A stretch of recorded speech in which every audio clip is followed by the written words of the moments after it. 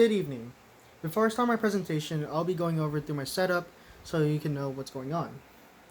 I'm going to be using my laptop that is connected to my TV through an HDMI cable. I'm also filming on a selfie mode, so if everything comes reverse, I'm very sorry. My only source of light will be coming out through my closet, mainly because the lighting in this room is very bright and will probably ruin the PowerPoint that is presented to you from my TV. And also, as you can see from around, my stand will be my bed, my book, and my binder, a very thick binder, and a speaker to hold my phone in place. Also, there is nothing around to help me throughout this entire presentation. Also, before I place my phone down, there is a timer right here, as you can see. Sorry if it's really poor quality. That will help me throughout the presentation to tell me what time I'm at. You can see it. Sorry. I'll reset the timer once I begin my presentation, and I'll pause the timer whenever the presentation ends to know what time I have in the end.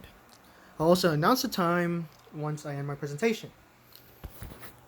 Without further ado, I'll begin my presentation once I press the reset button.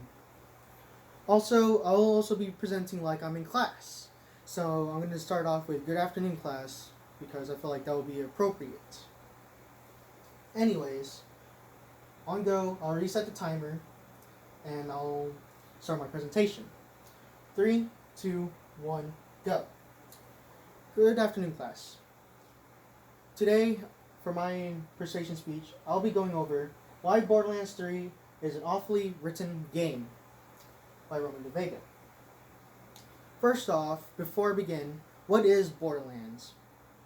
Borderlands is a chaotic, M-rated loot and shoot game where you are one of 4 vault hunters that are trying to defeat an antagonist / villain who is trying to open up the vault for either loot or a creature to take over the world or destroy the world.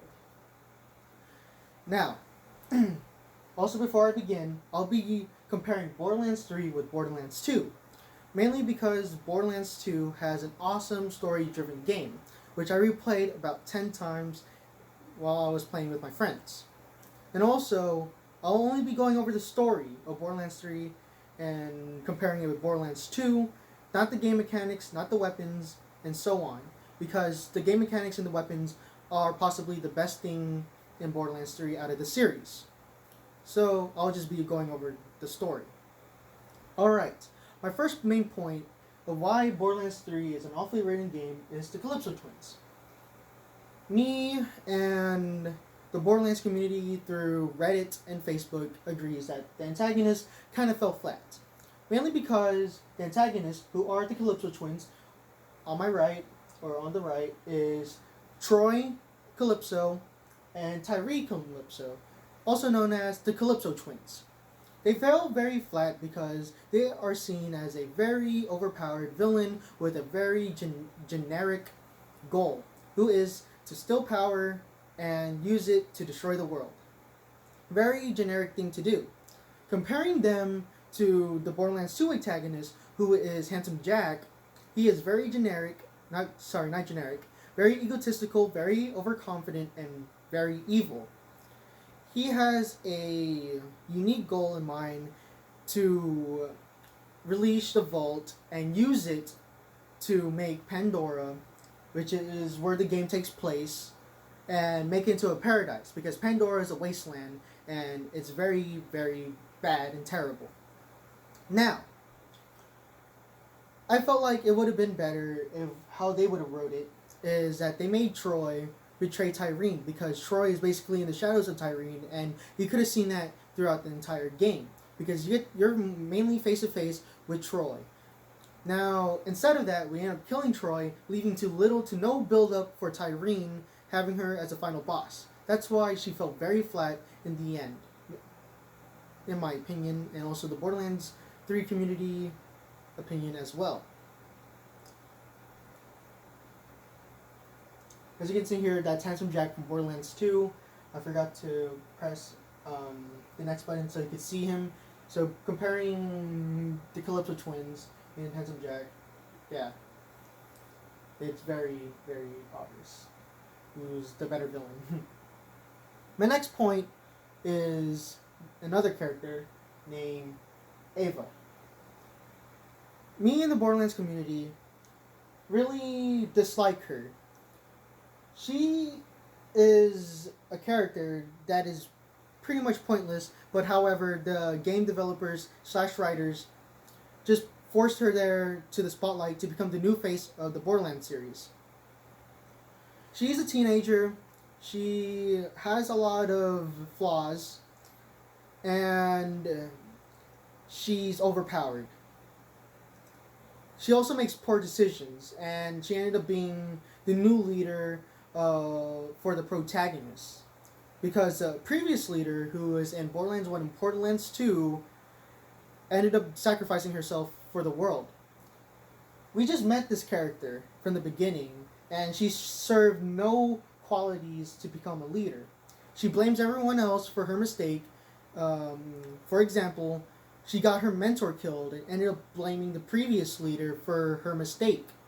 And I felt like that was pretty bad writing, and she should have took the blame, and we should have saw a growth from her after taking the blame for her mistake of killing her mentor, which is Maya.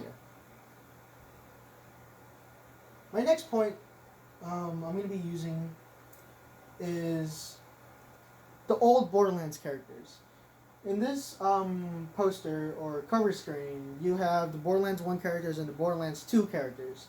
There's no new Borderlands 3 characters in there because it's Borderlands 2. How Borderlands 3 treated their old characters is very poorly. They just used them for a plot device, like for fan service. However, they weren't really there. Like, for example, you got 3 characters from Borderlands 1 and 2 just having fun. However, they were very useful in Borderlands 2 with the fight for Handsome Jack to take him down and kill him. But in Borderlands 3, they were just having fun. Like, what the heck? You're with the previous leader's team and you're just gonna have fun. Your entire world is in stake, and you just don't care. That's how I felt whenever I was playing the game for one time. It felt like forever still, but it has zero replayability, in my opinion. So you're not gonna see majority of these characters that often. Only character that was in this game a lot was Sir Hammerlock. You don't know him that much. I'm sorry that I put his name out, but that was just only one character out of the many, as you guys can see in this cover screen. He's just one character out of the many to show up a lot. This concludes my presentation / persuasion speech, and if you guys have any questions that need to be answered or more information that you guys need about this, please let me know. And that concludes it. So since I concluded my speech, I'll be showing you my time. If you can see it, my time is roughly... Oh, wait. It's right here. Sorry. If you can see it. It's like 6:30. 6 minutes and 30 seconds, if you can see it. If not, I'm sorry. I'll take a picture of it.